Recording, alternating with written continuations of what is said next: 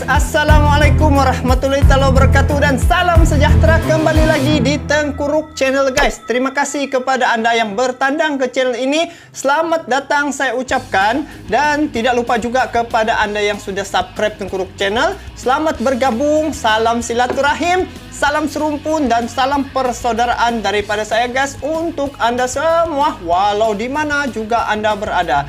Jadi guys, apa kabar anda guys? Semoga anda berada dalam keadaan yang sentiasa sehat ya guys, dan sentiasa diridhoi oleh Allah SWT. Dan terima kasih kepada semua fans-fans Tengkuruk Channel yang tidak jemu-jemu dengan video reaction yang saya sajikan di channel ini. Jadi pada kali ini saya akan react satu video ya, bertajuk Gila Diplomat Singapura ungkap alasan China tak berani dengan Indonesia guys.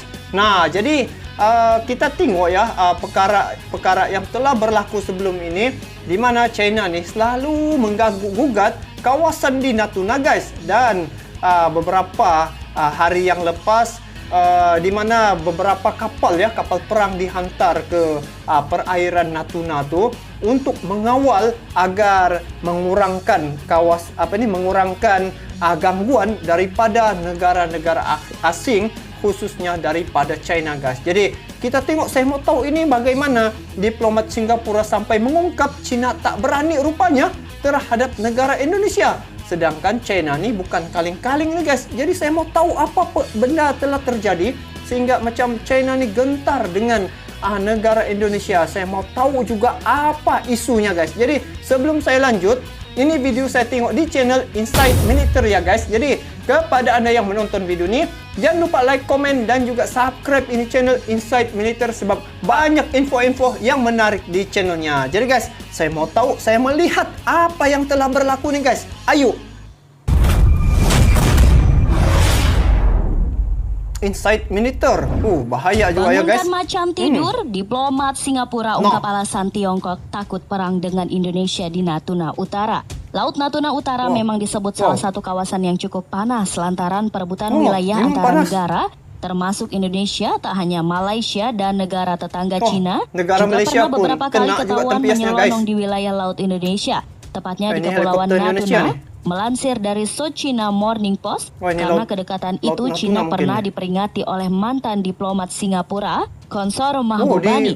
Menurut SCMP, Mahbubani mengatakan bahwa belum ada negara anggota menyatakan keinginan untuk bergabung dengan kelompok negara dengan AS Jepang, India, dan Australia untuk melawan pengaruh China di kawasan itu. Tetapi untuk mempertahankan status quo saat ini, kita perlu berhati-hati dalam masalah dari kedaulatan atas Kepulauan Natuna di bagian selatan, Laut Cina Selatan. Kepulauan Natuna adalah rumah bagi daerah penangkapan ikan tradisional Indonesia. Dalam beberapa tahun terakhir, kawasan itu menjadi pusat ketegangan antara China dan Indonesia.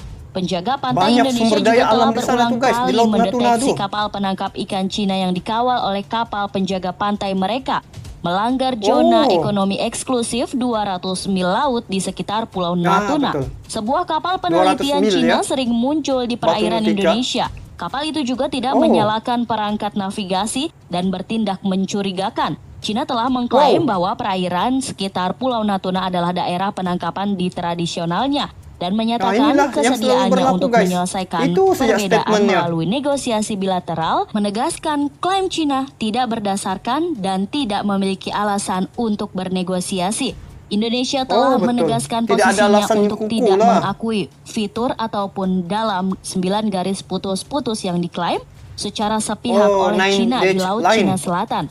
Pejabat pertahanan Indonesia juga telah menyebutkan skenario yang terburuk, China mengirim pasukan untuk mendarat di Kepulauan Natuna. Itulah sebabnya Indonesia terus-menerus mengerahkan kapal perang jet tempur dan peralatan pengintai berpatroli di wilayah sekitar. Sementara Indonesia secara aktif memobilisasi angkatan lautnya untuk berpatroli, ada alasan untuk khawatir bahwa China akan terus mengambil tindakan pemaksaan wilayah yang disengketakan. Demikian kata pakar Atriandi Supriyanto dari Universitas Nasional Australia. Dia khawatir pengakuan Indonesia itu terbatas cepat atau lambat. Indonesia mungkin harus mempertimbangkan kerjasama militer dengan AS untuk menahan pengaruh Cina. Tapi Raja Wan mengatakan Indonesia sangat prihatin karena Cina secara sepihak mengklaim bahwa daerah penangkapan ikannya itu meluas ke perairan selatan Kepulauan Natuna di luar 9 garis putus-putus yang ilegal. Linko, pakar teknologi University di Singapura mengatakan Beijing tidak akan terlalu baikan. Mengingat pengaruh politik Indonesia di Asia Tenggara, walaupun militer Cina jauh hebat atas Indonesia, tapi pasukan khusus TNI AL bikin takut. Navisil AS laporan bertambah sejumlah kapal asing Cina ke perairan Natuna, Kepulauan Riau menjadi trending topik di Indonesia. Kata Natuna dan Cina masih menjadi kata kunci terbesar di media sosial Twitter, apalagi kasus ini membuat panas hubungan dua negara. Kementerian Luar Negeri sendiri mengaku telah memanggil 2 duta besar Cina yang ada di Jakarta secara diplomatis ini ditempuh agar hubungan baik kedua negara tetap terjaga. Sementara Panglima Komando Gabungan Wilayah Pertahanan Laksda TNI Yuda Margono telah menyatakan operasi siaga tempur.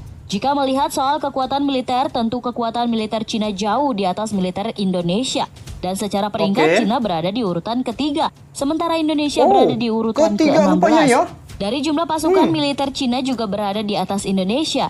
Tapi jangan remehkan kekuatan Angkatan Laut TNI AL. Sebab navisil milik Amerika Serikat saja pun ketar-ketir. Mereka adalah pasukan khusus TNI AL Detasemen Jala Mangkara atau Denjaka dilaporkan bahwa para anggota navisil AS yang secara rutin melakukan latihan bersama dengan Denjaka selalu dibuat geleng-geleng. Latihan Denjaka tergolong ekstrim dan juga berbahaya. Misalnya para Denjaka biasa melakukan latihan menembak sasaran dalam jarak dekat dan saling berhadapan menggunakan peluru tajam mereka.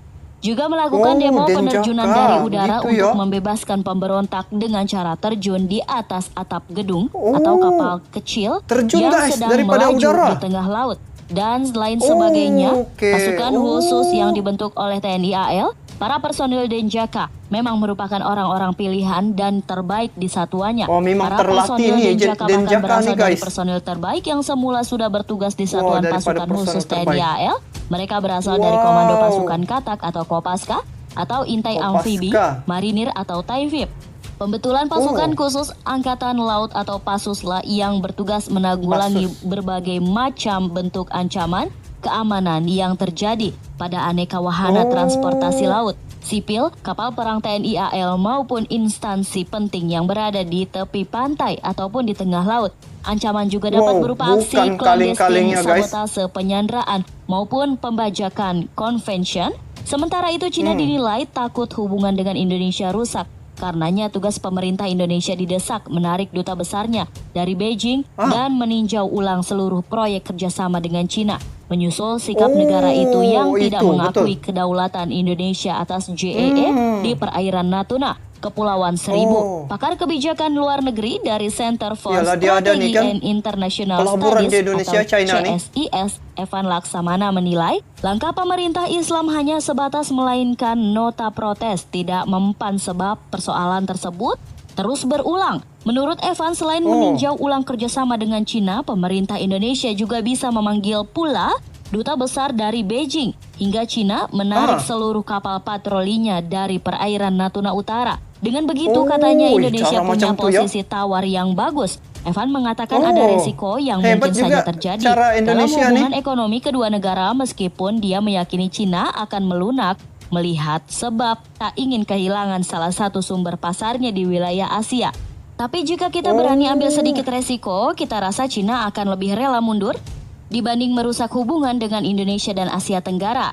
Ya, betul, Jadi semuanya tergantung niat pemerintah Jokowi untuk ambil resiko. Dan ini yang belum kita lihat selama ini, kata Evan menjawab usulan penarikan Duta Besar Indonesia dari Cina. Pelaksanaan tugas juru bicara Kemenlu Tengku Faisyah mengatakan hal itu akan menjadi opsi terakhir pengelolaan hubungan antara negara dilakukan secara terukur dalam mengelola hubungan tersebut. Termasuk pada saat muncul satu permasalahan ditempuh berbagai pilihan kebijakan dan penarikan dubes lazimnya merupakan opsi terakhir. Sementara itu pengamat hubungan internasional dari Universitas Pelita Harapan Alexios Gernando menilai persoalan dengan Cina bisa diakhiri dengan mempercepat penyelesaian rancangan Code of Conduct yang disusun negara ASEAN, di mana Code of Conduct itu berisi pengaturan bersama bagaimana perilaku di kawasan yang ada, di pulau-pulau yang disengketakan. Seandainya China setuju, mungkin akan mencegah suatu tindakan sepihak yang merugikan kepentingan negara. Baik, itu salah satu harapan yang bisa kita pegang saat ini. Di sisi lain, pemerintah Indonesia harus membebani komunikasi internalnya agar tidak dianggap ambigu. Sebab pertanyaan Menteri Kemaritiman dan Investasi Luhut Panjaitan memberi kesan Indonesia tidak tegas. Insiden antara Indonesia dengan China di Natuna Utara tak berkesudahan. Pada 2016, konflik terjadi setelah kapal patroli Hiu 11 Kementerian Kelautan dan Perikanan mencoba menangkap KM Kuifei 10078 yang diduga mencuri ikan di perairan Natuna. Namun saat kapal patroli Indonesia tengah menggiring kapal nelayan milik China ke wilayah Indonesia, muncul kapal penjaga perbatasan China. Pasca kejadian itu, Kementerian Luar Negeri Republik Indonesia melayangkan nota protes. Sekretaris Kabinet kala itu, Pramono Anung, menyebut insiden di Lautan Natuna sudah selesai. Setelah bertemu dengan delegasi China, kemudian pada 2017 Kementerian Koordinator Bidang Kemaritiman membuat peta baru yang mengganti nama di kawasan Kepulauan Natuna menjadi Laut Natuna Utara. Pemerintah berdalih penggantian nama diperlukan untuk mengurangi ketidakjelasan batas wilayah yang mengamankan JEE milik Indonesia. Hanya saja China keberatan karena dianggap berpotensi mengganggu stabilitas keamanan di wilayah itu. Dan terakhir pada tahun 2019, sejumlah kapal penangkap ikan milik China memasuki perairan Natuna. Tak cuma itu, kapal penjaga China juga melanggar kedaulatan di sana. Pemerintah China melalui juru bicara Kementerian Luar Negeri China, Gong Shuang, bersikeras. China memiliki hak atas perairan yang berbatasan dengan Kepulauan Nansha, yakni di Natuna Utara. Bahkan didapat pada situs resminya pada Jumat lalu, Gong Shuang mengatakan keputusan Mahkamah Arbitrase PBB menyatakan China tidak memiliki dasar hukum itu mengklaim wilayah perairan di sana adalah ilegal dan tidak berlaku. China dengan tegas menentang negara, organisasi, atau individu maupun yang menggunakan putusan arbitrase yang tidak sah itu. Sebelumnya, Gong Shuang juga mengklaim China memiliki kedaulatan atas Kepulauan Nansha yang memiliki hak berdaulat dan yurisdiksi atas perairan-perairan terkait di dekat Kepulauan Nansha. Dia juga berkata nelayan China telah menangkap ikan di perairan di dekat kepulauan tersebut, sementara pemerintah Indonesia menyatakan tidak akan pernah mengakui klaim sepihak China atas teritorial di bagian Laut Natuna yang disebut Nandas Line. Sesuai peristiwa masuknya kapal nelayan dan Coast Guard, adapun Menteri Luar Negeri Indonesia, Retno Marsudi, menegaskan tidak akan pernah mengakui klaim China atas Nandas Line di perairan Natuna. Retno menyebut batas wilayah itu tanpa dasar hukum. Retno juga menyebut China merupakan salah satu bagian dari UNCLOS, United Nations Convention Outlaw of the Sea 1982. Oleh karena itu dia meminta China wajib menghormati implementasi UNCLOS 1982 di perairan Natuna, Kepulauan Riau. Jadi semuanya tergantung niat pemerintah Jokowi. Oke guys. Ini bermakna ya, apabila China dia selalu mengacau di kawasan perairan Natuna, bermakna dari segi undang-undang tu dia sudah melanggar guys. Dan sebenarnya dia sentiasa mengklaim bahawa kawasan itu adalah kawasan miliknya. Dan apa yang saya nampak di sini, Indonesia mengambil pendekatan secara diplomatik dan seolah-olah macam apabila China sentiasa mengganggu-gugat di Laut Natuna tu, kerana di China ini guys, dia mempunyai juga pelaburan yang banyak di Indonesia. Jadi penarikan duta daripada China itu salah satu pendekatan ataupun tindakan yang tepat diambil oleh pemerintah Indonesia kerana kes yang menyebabkan berlakunya pelanggaran batas-batas laut di Pulau Natuna daripada negara China. Dan ini menyebabkan China rasa reda ataupun memundur diri. Disebabkan apa? Takut juga dia guys sebenarnya apabila Indonesia kalau dia putuskan hubungan dari segi ekonomi, maka China akan rugi besar guys. Disebabkan di Indonesia banyak betul pelaburan daripada China, dia buat pelaburan di negara Indonesia. Jadi saya nampak untuk keseluruhannya tindakan pemerintah Indonesia amat tepat sekali menggunakan secara diplomatik, bukan secara berperang guys. Sebab kalau berperang banyak perkara yang akan terlibat dan akan berlaku serta banyak merugikan. Jadi tindakan presiden ataupun pemerintah Indonesia memang terbaik. Dan kalaupun dari segi kekuatan China itu sebenarnya nomor 3 dunia, tapi saya yakin dan percaya kekuatan militer Indonesia, dia punya personal guys, memang hebat dan luar biasa. Seperti Denjaka, Kopassus, Kopaska, dan banyak lagi pasukan-pasukan elit yang begitu hebat dan berani mati guys. Jadi bagaimana pandangan kalian guys terkait dengan perkara ini? Kalian bolehlah komen di bawah. Jadi saya doakan semoga negara Indonesia kekal aman dan semoga dia punya kedaulatan negara sentiasa terjaga guys. Jadi itu saja daripada saya. Kita bertemu lagi di video akan datang. Assalamualaikum warahmatullahi wabarakatuh.